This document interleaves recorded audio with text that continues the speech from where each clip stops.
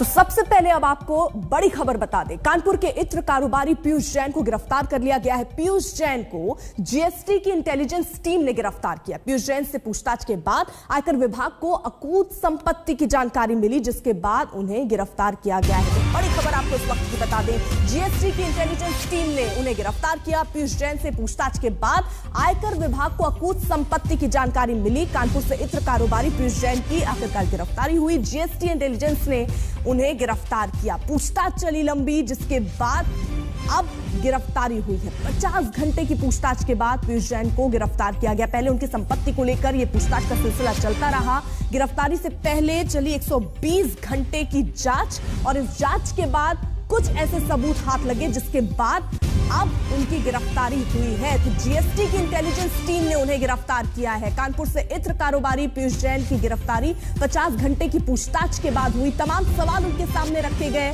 पैसे से लेकर जो उनके पास संपत्तियां हैं उससे जुड़े कई सवाल, यानी 120 घंटे आप समझिए जांच चली, 50 घंटे उनसे पूछताछ हुई और उसके बाद आखिरकार पीयूष जैन से पूछताछ के बाद आयकर विभाग को अकूत संपत्ति की जानकारी मिली।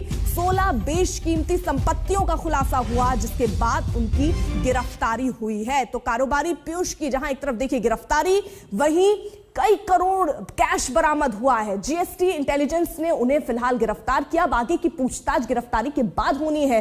कई किलो सोना और चांदी भी जब्त है। सवाल यही कितनी संपत्ति, कैसे ये सोना चांदी और कैश जो उनके पास से बरामद हुआ है वो उन तक कैसे पहुंची। अब इन्हीं सवालों के साथ जांच आगे बढ़ेगी और ये जांच अभी ही आप समझिए 120 घंटे जांच चली, 50 घंटे पूछताछ हुई पीयूष जैन से और उसके बाद गिरफ्तारी।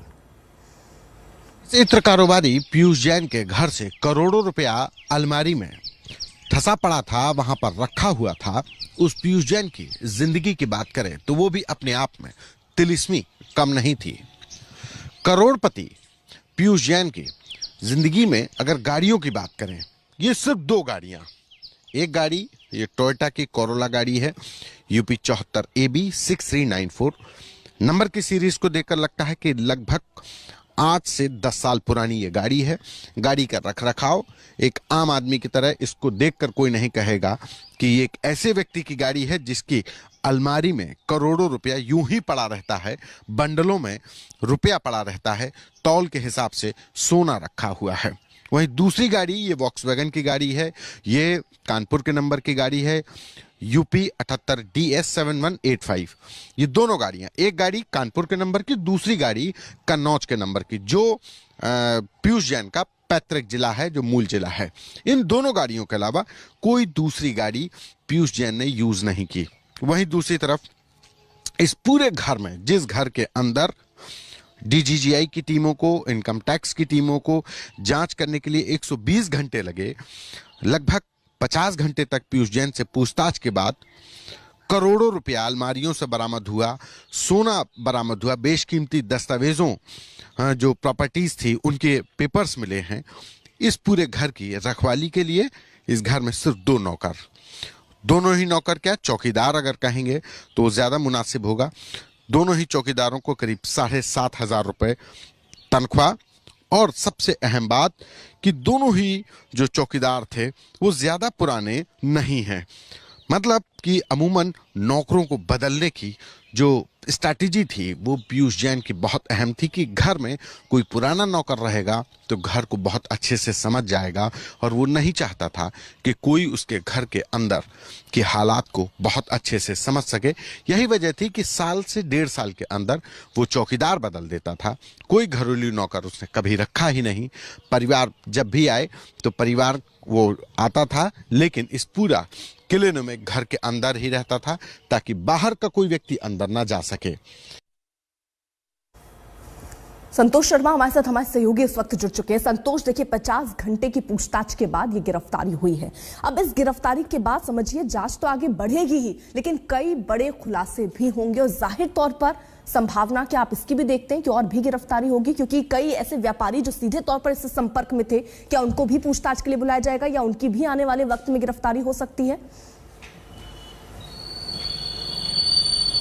देखिए, जाहिर सी बात है कि पीयूष जैन तो अभी शुरुआत है। इस पूरे तालाब की बड़ी मछलियां हैं पीयूष जैन, लेकिन उनके साथ के सहयोगी जो दूसरे व्यापारी हैं उनके ऊपर भी शिकंजा कसेगा, क्योंकि पीयूष जैन अकेले नहीं हो सकते हैं।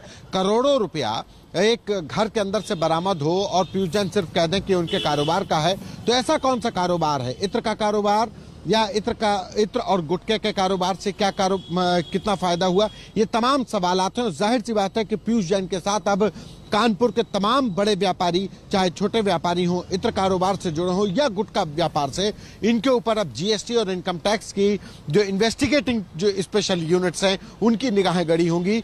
और पीयूष जैन के बाद तमाम दूसरे बड़े कारोबारियों के भी अब नंबर आएंगे, जो चाहे वो जीएसटी चोरी का मामला कर रहे हो या फिर इनकम टैक्स चोरी का, क्योंकि पीयूष जैन की जिंदगी को देख करके किसी को शक ही नहीं हुआ। पीयूष जैन के घर पर जब छापेमारी की तो 120 घंटे तक जांच चली, 50 घंटे पूछताछ चली और रुपया अलमारियों में भरा पड़ा था। बंडलों के हिसाब से था, एक दो नोट की तरह नहीं। हम और आप एक दो नोट गिन के रखते हैं, वहां पे बंडल गिन करके रखे जाते हैं। एक बंडल 10 लाख और 15 लाख रुपए का बना हुआ था।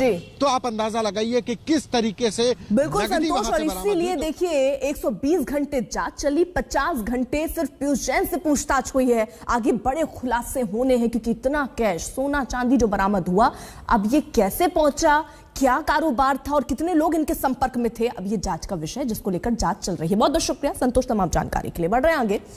फिल्म अभिनेता सलमान खान ने सांप डसने की घटना को पूरी कहानी आज मीडिया को बताई है। मुंबई से सटे पनवेल के फार्म हाउस में कल सलमान को एक सांप ने डस लिया था और इसकी वजह से उन्हें करीब 7 घंटे अस्पताल में रहना पड़ा। पूरी कहानी सुनिए सलमान की जुबानी। एक कमरे के अंदर सांप घुस गया था। यहाँ पर जंगल में रहते हैं फार्म हाउस में, तो हम ये फार्म हाउस को कोई एकदम बड़ा नहीं बनाया, जैसे था वैसे ही है। तो कमरे के अंदर सांप घुस गया तो बच्चे डर गए थे, तो मैं चला गया। तो बोला एक लकड़ी दे दो मुझे, तो लकड़ी आई तो इतनी छोटी लकड़ी आई, तो मैंने बोला लंबी लकड़ी दो, तो फिर एक लंबी लकड़ी आई। तो मैंने सांप को उठाया बड़े प्यार से और उसको बाहर लेके आया और सांप भी बड़ा प्यार से लिपट गया उसके ऊपर। और फिर वो सांप धीरे धीरे लकड़ी चढ़ना शुरू कर दिया, मेरे हाथ पे आ गया। तो मैंने सांप को यूं ले लिया दूसरे हाथ में और वो लकड़ी छोड़ के सांप को मैंने पकड़ लिया छोड़ने के लिए।